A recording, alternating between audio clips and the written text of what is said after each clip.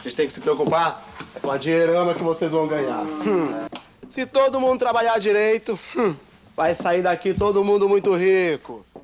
A partir de 1850, a extração de borracha na Amazônia começou a ganhar impulso. A Europa e os Estados Unidos importavam o produto para fabricar solados de sapato e capas de chuva. Mas depois que a borracha foi aplicada na fabricação de pneus e mais uma infinidade de objetos, a procura aumentou muito e acabou provocando uma verdadeira febre na Amazônia.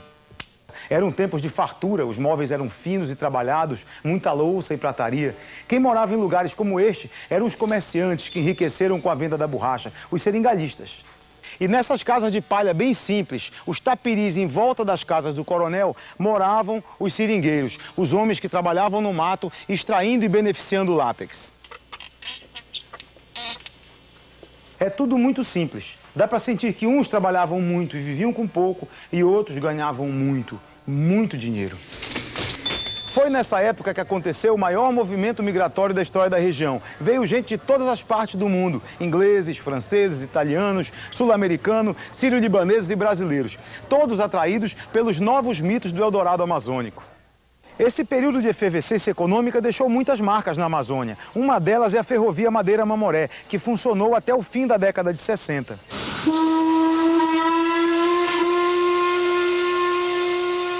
Construída para transportar borracha, a ferrovia Madeira-Mamoré tinha 366 quilômetros.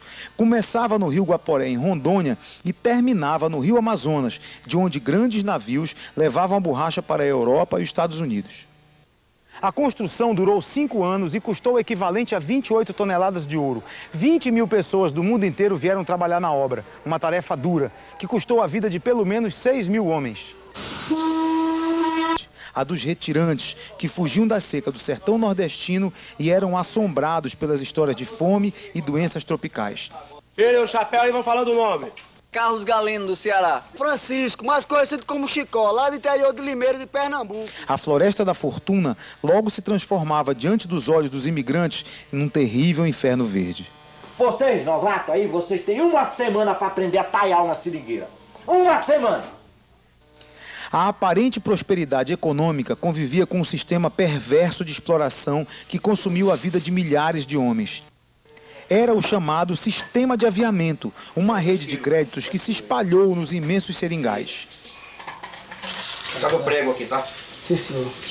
Os homens tinham que pagar por tudo que precisavam para trabalhar e sobreviver. As ferramentas, a comida. E quando eles vinham vender a borracha para os seringalistas, que eram os donos da casa, todas as despesas eram descontadas. Resultado, não sobrava quase nada. E a grande maioria ficava mesmo era devendo. Tu tá devendo o que tu tá levando aqui, porque tudo que tu tá levando aqui vai ser descontado, tá? Vai ser anotadinho ali no caderninho, tá entendendo? Depois que tu trouxer a borracha pra cá, a gente vai pesar e ver o que vai sobrar pra ti. Se sobrar, porque aqui você tem que trabalhar muito pra conseguir ganhar dinheiro. Não vai pensar que vai ficar rico, vai enricar logo, logo não. Tá entendendo? Ilusória ou não, a euforia econômica do ciclo da borracha durou pouco. O preço da borracha caiu de novo, tá 5 mil reais. 5 mil reais. Em 1874, um inglês contrabandeou grande quantidade de sementes de seringueiras que se adaptaram com facilidade ao clima da Ásia. Tu sabe que é 70 mil sementes de seringueira, guerreiro?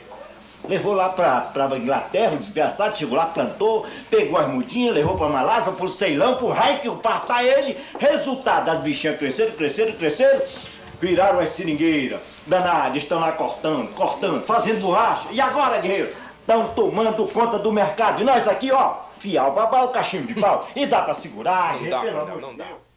Vambora, rapaz. Em 1906, a produção da borracha asiática começou a chegar ao mercado internacional. Nas décadas de 20 e 30, milhares de trabalhadores abandonaram os seringais brasileiros. Enquanto o Sudeste Asiático se tornava a principal região produtora de borracha natural do mundo, a Amazônia brasileira iniciava um ciclo de decadência econômica e despovoamento. Amazônia, início do século passado, por volta de 1912, o primeiro ciclo da borracha entra em decadência para desespero dos coronéis. Eu, coronel Juca Tristão, sou a lei, entenderam? A prosperidade só voltou aos seringais 15 anos depois. Em 1941, em plena Segunda Guerra Mundial, começou o segundo ciclo da borracha, que atraiu milhares de imigrantes nordestinos para cá, entre eles o pai da dona Vicência. E aí, dona Vicência? Francisco Bezerra Júnior, Cândia Bezerra do Santo, minha mãe. E vocês vieram para cá de que jeito? Viemos no navio Comandante Ripper para fazer borracha para a guerra, porque precisava de nós para trabalhar, para fazer borracha, né? O Japão fechou os portos asiáticos e os americanos e europeus voltaram a comprar o produto brasileiro.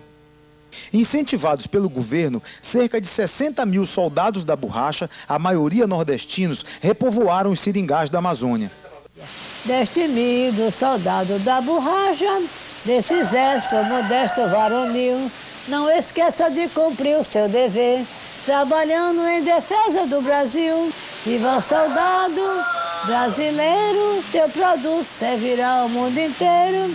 Viva o soldado brasileiro, teu produto servirá ao mundo inteiro. E como era a vida aqui?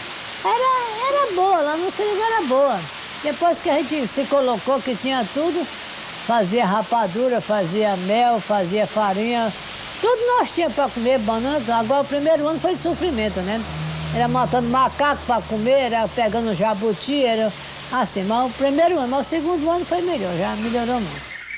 Mas assim que a guerra acabou, o mundo voltou a comprar borracha asiática e o fantasma da decadência rondou de novo a Amazônia. Com o fim do segundo ciclo da borracha no final da década de 40, a região amazônica chegou a registrar taxa negativa de crescimento populacional. E foi assim durante 20 anos, até que a partir da década de 60, uma grande leva de imigrantes voltou a ocupar essas terras. É a história da Amazônia na época da ditadura militar.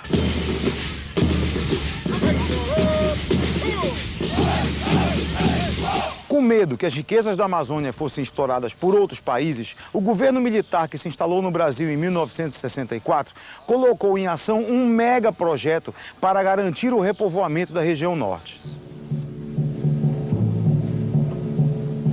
A Transamazônica, inaugurada em 1972, é o maior símbolo desse projeto de integração da Amazônia. Atraídos pela promessa de distribuição de terras, mais uma vez, brasileiros de todo o país deixaram suas casas em busca de uma vida melhor. Só em Rondônia, em pouco mais de 20 anos, a população passou de 110 mil para 1.100.000 habitantes. Esta ocupação desordenada deixou uma enorme cicatriz na floresta. A época que ficou conhecida como Milagre Brasileiro trouxe à força um progresso que não interessava a região. Na verdade, o deslocamento de grandes massas camponesas para os espaços vazios amazônicos, especialmente nas regiões de fronteira, ajudou a amenizar os conflitos de terra que aconteciam nas regiões sul e nordeste. As grandes obras não trouxeram a prosperidade esperada e ainda agravaram as tensões sociais na região. Naqueles tempos, a floresta em pé era sinônimo de atraso, um obstáculo ao progresso. Por isso, o governo distribuiu terras para fazendeiros, autorizou grandes projetos agropecuários e incentivou a exploração de madeiras e minérios na Amazônia. Com isso, a taxa de desmatamento cresceu assustadoramente. A ditadura militar acabou no início dos anos 80, mas as histórias daqueles tempos difíceis ainda estão vivas na memória de muita gente, como o seu João Paraná, um dos milhares de imigrantes que vieram para cá a partir da década de 70.